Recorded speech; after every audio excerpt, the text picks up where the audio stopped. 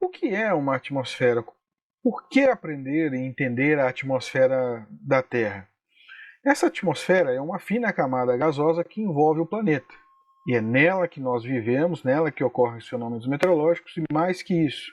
Para o objetivo aqui do nosso curso, é nela que voam as aeronaves. Estão presentes na atmosfera partículas, poeira, vapor d'água, umidade em quantidades variáveis.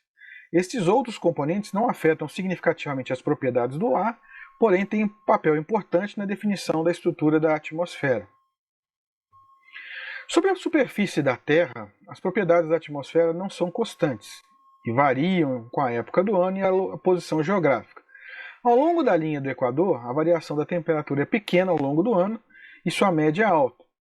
Próximo aos polos, esta variação é mais ampla, porém em torno de uma temperatura média mais baixa. Olhe aqui em torno do zero, que corresponde ao Equador. Neste ponto, temos uma temperatura alta, cerca de 25 graus, porém com uma variação anual muito pequena. As linhas que indicam as médias para janeiro e julho, representativas de verão e inverno, dependendo do hemisfério que se considera, colapsam em torno de 25 graus, ou seja, não varia durante o ano significativamente a temperatura. Tomando como exemplo o hemisfério sul, se olhamos para janeiro, vemos que a temperatura vai caindo do Equador para o polo de 25 graus positivos até cerca de 25 graus negativos, uma amplitude térmica aí, com a latitude de cerca de 50 graus. Se olharmos então para o inverno neste hemisfério, representado aqui pelo mês de julho, vemos que a temperatura sai dos 25 graus no Equador até menos 50 graus no polo, ou seja, uma amplitude térmica de 75 graus. Enquanto no Equador a média era 25 graus com uma amplitude térmica praticamente nula, nos polos, polo sul aqui como exemplo, a média está em torno de 30 a 35 graus, com variação de 25 até 50 graus, sempre negativo nesse caso.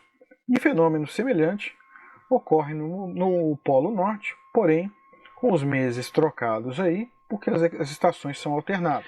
À medida que continuamos a subir na atmosfera, vamos observar uma região de concentração de ozônio muito maior do que nas camadas inferiores e superiores, numa faixa entre 50 e 80 km de altura.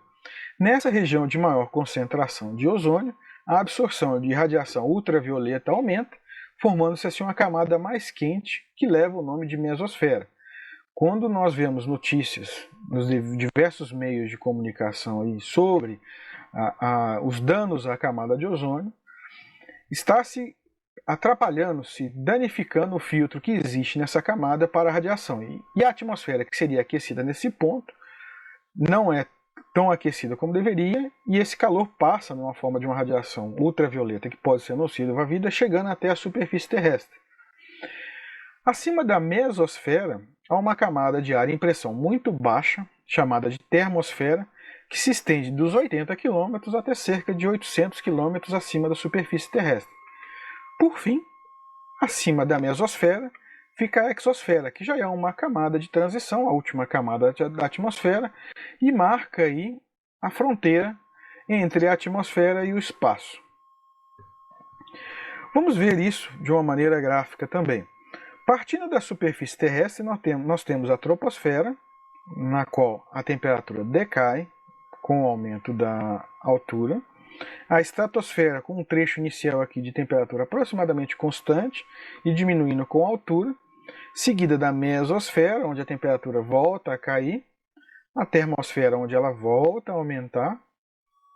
Continuando aí, nós passamos a ter a continuação da termosfera, num trecho de temperatura constante, chegando até a exosfera. Essa é a atmosfera real, como a gente entende e vê através das diversas medições que nós fazemos. Mas o que é uma atmosfera padrão? A complexidade dessa atmosfera real complica bastante a tarefa de analisar o voo e principalmente o desempenho das aeronaves, pois me leva a ter que conhecer ponto a ponto as características da atmosfera para poder avaliar o comportamento da aeronave e seu desempenho. Tomando como um exemplo aí um voo intercontinental que vai cobrir uma distância de cerca de 12 mil quilômetros, em cerca de 14 horas de voo, eu tenho um problema impraticável de ter que conhecer ponto a ponto as características dessa atmosfera. A solução adotada, então, foi desenvolver um modelo matemático adequado e mais simples que permitisse a padronização de análise e a própria operação das aeronaves. Esse modelo vai receber então o nome de atmosfera padrão e vai cobrir desde a superfície da Terra até algumas dezenas de quilômetros de altura.